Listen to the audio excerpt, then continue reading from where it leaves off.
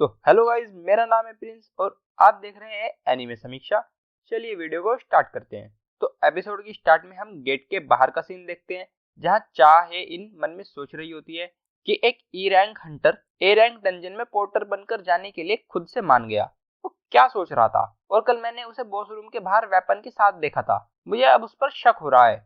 फिर वो mining team के लीडर से कहती है मैं अंदर जा रही हूँ। तो वो पूछता है क्या अंदर कुछ हुआ है? तो वो कहती है नहीं, मुझे बस एक पर्सनल काम है। फिर वो उससे वेपन मांगती है तो वो उसे एक पिकैक्स दे देता है। तो चाहे इन कहती है क्या तुम्हारे पास कुछ और नहीं है, जैसे स्वॉर्ड या स्पेयर्स? तो वो कहता है हमारे पास वो नहीं है। तो फिर वो खाली हाथ ही अंदर जाने लगती है, लेकिन फिर वो वापस आकर उससे पिकैक्स लेकर अंदर चली जाती है। फिर हम गेट के अंदर ओर्क ट्राइब का सीन देखते हैं, जहां सभी ओर्क अपने वेपन को जमीन में मारकर उन्हें अपनी पावर दिखा रहे होते हैं। तो उनकी टीम में से एक मैजिक यूजर बोलता है कि ये तो काफी सारे हैं, और फिर वो आर्मर वाला हंटर कहता है और वो चारों बाकियों के मुकाबले उनका ऑरा बिल्कुल अलग है। फिर किहुन मन में सोचता है कि हमारा मिशन गेट को बंद करना है, तो हमें बॉस को हराना ही होगा। फिर वो बॉस अपना मास्क निकालते हुए उनसे पूछता है क्या तुम मुझसे डरते हो? और जैसे ही वो अपना मास्क निकालता है उसमें से काफी मैजिक पावर निकलती है, जिससे वो सभी काफी डर जाते हैं। और एक मैजिक यूजर सोचती है कि उसके कंपैरिजन में मेरा मैजिक तो कुछ भी नहीं है। फिर किहुन बॉस से पूछता है तुम हमें यहाँ क्यों लाए हो? तो वो बताता है अपने सोल्जर्स को एंटरटेन करने के लिए पहले मैं तुम्हें एक एक करके मारूंगा और फिर खा जाऊंगा, जिससे वो सभी काफी डर जाते हैं। किहुन सोचता है इनके लिए हमारी लाइफ एक खिलौना है एंटरटेनमेंट के लिए। फिर वो बॉस जिन्वू को देखकर सोचता है कि ह्यूमंस के बीच कोई अजीब सा प्राणी भी अंदर आया है। फिर किहुन सबको अटैक बोलकर उस पर अटैक के लिए आगे बढ़ने लगता है, लेकिन जब वो पीछे मुड़कर देखता है तो उसके पीछे कोई नहीं आ रहा होता और वो सब काफी डरे हुए होते हैं। तो वो बॉस पर अकेला ही अटैक कर देता है, लेकिन बॉस एक मैजिक शील्ड से उसके अटैक को रोक लेता है और फिर ग्रेविटेशन मैजिक का यूज करके उसे हवा में उड़ाकर वापस जमीन पर पटक देता है और फिर वापस छत पर मारता है और इसी तरह से ऊपर नीचे पटकता रहता है। फिर वो जैसे ही नीचे गिरने वाला होता है तो जिन्वू वहां आकर उसे पकड़ लेता है और उससे कहता है कि ये डंजन हंटर्स की है, तो मुझे इसमें दखल नहीं देना चाहिए।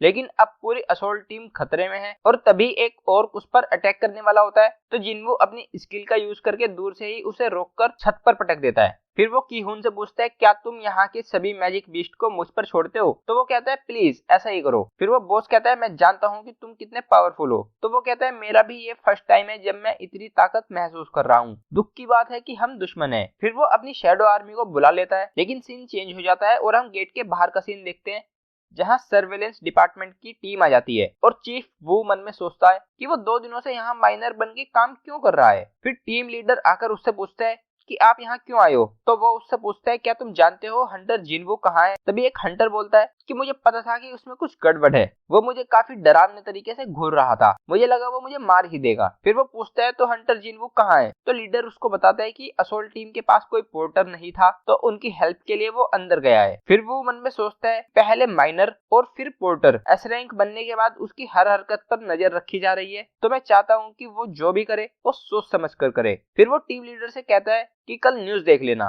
तुम सब समझ जाओगे। तो टीम लीडर उससे कहता है लेकिन हंटर चा ने भी मुझसे यही पूछा था। और फिर तभी उस गेट में से काफी ज्यादा मैजिक पावर निकलती है, तो वो सब चौंक जाते हैं और वो अपनी टीम से गेट की मैजिक पावर को फिर से टेस्ट करने को बोलता है। फिर हम अंदर का सीन देखते हैं, जहाँ हंटर चा कहती है मुझे नहीं पता कि किहुन की टीम ने इतने सारे हाई ऑर्क्स को कैसे मारा, लेकिन अभी जो वो पावर थी अगर वो डंजन बॉस से आई थी तो उनकी जान खतरे में है। फिर हम ऑर्क ट्राइब का सीन देखते हैं, जहाँ बॉस जिन्वू से कहता है कि तुम बेवकूफ हो जो मेरी आर्मी से इतने कमजोर सोल्जर से लड़ोगे। तो जिन्वू कहता है हमें कम मत समझना, और वो अपनी स्किल मोनार्क डोमेन को एक्टिव कर देता है और कहता है ये एक नई जॉब स्किल है जो मैंने डीमन कैसल में 70 लेवल पर पहुंचकर सीखी थी। और शैडो सोल्जर्स डीमन कैसल की बैटल के बाद स्ट्रॉन्ग हो गए हैं और किहुन की टीम को जिन्वू की पावर देखकर विश्वास नहीं हो रहा होता। फिर दोनों आर्मी के बीच फाइट स्टार्ट हो जाती है और आयरन और इग्रिस ऑर्क्स पर भारी पड़ रहे होते हैं और जिन्वू भी ऑर्क्स को मार रहा होता है। फिर वो कहता है कि पैदल ऑर्क बी रैंक हंटर जितने ताकतवर हैं और मेरे सोल्जर्स को एक हाई ऑर्क मारने में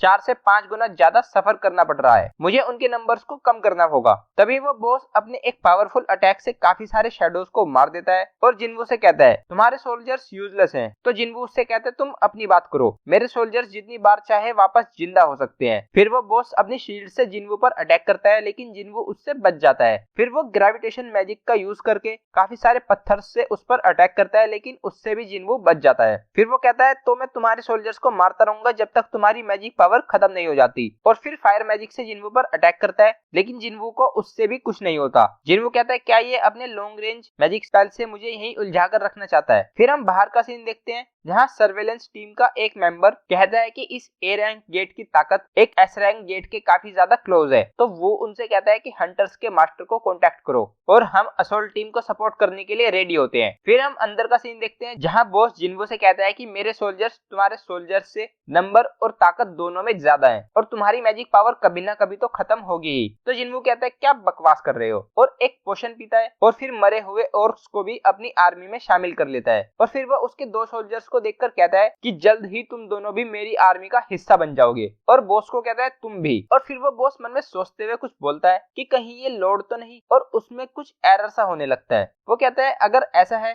तो मैं यहाँ क्यों हूँ? जब मैंने अपनी आंखें खोली तो मेरे दिमाग में सिर्फ एक ही आवाज थी कि ह्यूमंस को मारो।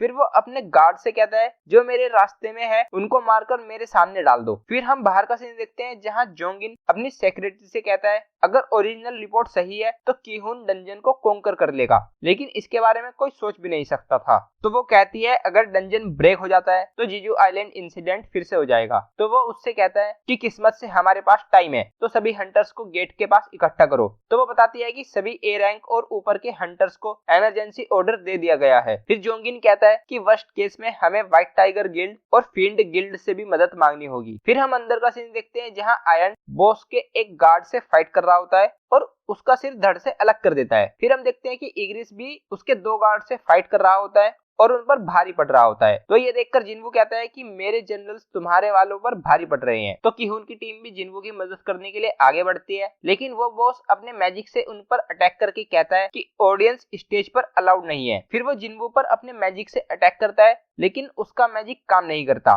तो वो बॉस से कहता है कि पॉइजन और कर्सेस मुझ पर काम नहीं करते और 3 शैडो मैजिक्स को समन करता है। तो बॉस अपनी शील्ड यूज करता है, तो जिन्वू कहता है मैं तुम्हारी शील्ड को तोड़ दूंगा और वो मेज उस पर अटैक कर देते हैं जिससे उसकी शील्ड टूट जाती है और उसको अटैक लग जाता है। फिर हम हंटर चा को देखते हैं जो कहती है क्या इसने इन सभी सोल्जर्स को समन किया है। फिर वो कीहून की टीम के पास जाकर उनके हीलर से पूछती है कि क्या वो ठीक है। तो वो कहती है कि कैप्टन अब ठीक है। फिर वो उनसे सिचुएशन के बारे में पूछती है, तो वो कहते हैं हमें खुद नहीं पता यहाँ क्या हो रहा है। फिर वो बॉस अपने मैजिक से काफी बड़ा हो जाता है और जिन्वू को अपने पैर से दबा देता है, लेकिन जिन्वू उससे भी बच जाता है। और फिर वो काफी सारे फायर ड्रैगन से जिन्वू पर अटैक करता है, लेकिन जिन्वू उससे बचकर अपने नाइफ से उसकी एक आंख पर वार करता है और उससे कहता है कि साइज में बड़ा होने पर तुम एक काफी आसान टारगेट बन जाते हो। बिना गार्ड्स के एक मेज असैसिन टाइप हंटर से भला कैसे बच सकता है। फिर वो बॉस उस पर फायर से अटैक करता है, लेकिन जिन्वू उससे बचकर अपने नाइफ को फेंक कर उस पर अटैक करता है, लेकिन उसको उससे कुछ नहीं होता। तो वो अपनी स्किल का यूज करके एक चेन से उसे बांध कर गिरा देता है और तभी वो भी वहां आ जाता है। तो वो हंटर चाह से कहता है कि मुझे बाहर काफी स्ट्रॉन्ग मैजिक पावर फील हुई तो मैं हेल्प के लिए अंदर आ गया। फिर वो जिन्वू को देखकर कहता है लेकिन शायद अब उसकी जरूरत नहीं है। तो चाह मन में सोचती है ये जरूर टॉप क्लास हंटर होगा और ये समनिंग मैजिक भी यूज कर सकता है। तो वो वू से पूछती है तुम्हें पता है ये कौन है, मुझे बताओ।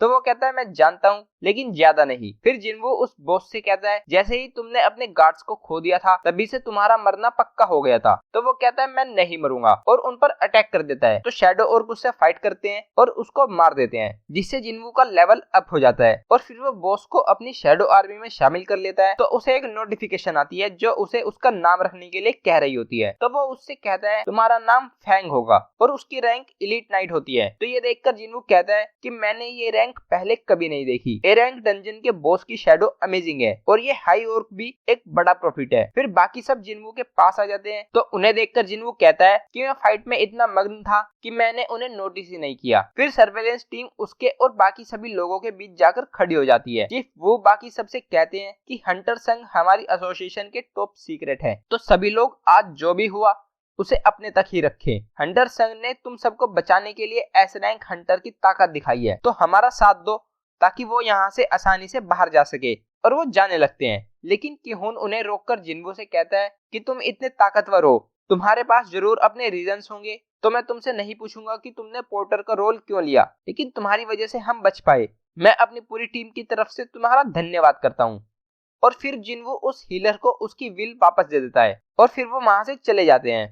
फिर एक हंटर चा से पूछती है कि तुमने ये पिकैक्स क्यों पकड़ रखी है। तो वो कहती है क्या वो सोचेगा कि मैं अजीब हूँ। तो वो हंटर पूछती है तुम किसकी बात कर रही हो, तो वो कहती है नहीं नहीं मैं किसी की बात नहीं कर रही। फिर हम हंटर्स गिल्ड का सीन देखते हैं जहाँ जोंगिन हंटर सन से कहता है कि व्हाइट टाइगर गिल्ड के साथ साथ हमें उसकी भी हेल्प मिल गई। वो बहुत सारे सोल्जर्स को समन कर सकता है और उसकी स्पीड एक असैसिन टाइप हंटर जितनी है। फिर वो हंटर सन से पूछता है कि तुम्हें क्या लगता है कि हंटर सन और मुझ में कौन ज्यादा स्ट्रॉन्ग है, तो वो कहता है कि रेड मिशंस में काफी सारे हंटर्स होते हैं जो अपना अपना काम करते हैं, क्या आप सबसे मुश्किल ए रैंक डंजन को अकेले जीत सकते हो, तो जोंगिन कहता है नहीं। फिर वो कहता है कि लगता है मेरा अल्टीमेट हंटर का टाइटल एक जोक बन के रह गया है, और वो उठकर जाने लगता है। तो हंटर सन उससे कहता है प्लीज उसे यहाँ ले आओ, तो जोंगिन कहता है मैं अपना बेस्ट ट्राई करूंगा। फिर नेक्स्ट सीन में हम जिनवू और जिनो को साथ देखते हैं। वो जिन्हो से पूछता है कि गिल्ड मास्टर का क्या हुआ, तुमने अपने डैड से बात की है नहीं, तो वो कहता है अगर सच कहूँ तो, और तभी सीन चेंज हो जाता है और हम काफी सारे रिपोर्टर्स को देखते हैं। फिर हम किसी की आवाज सुनते हैं और वो कहता है कि ये लोग जरूर मेरा इंटरव्यू लेने आए होंगे। ली मिन संग जिसके पास सब कुछ था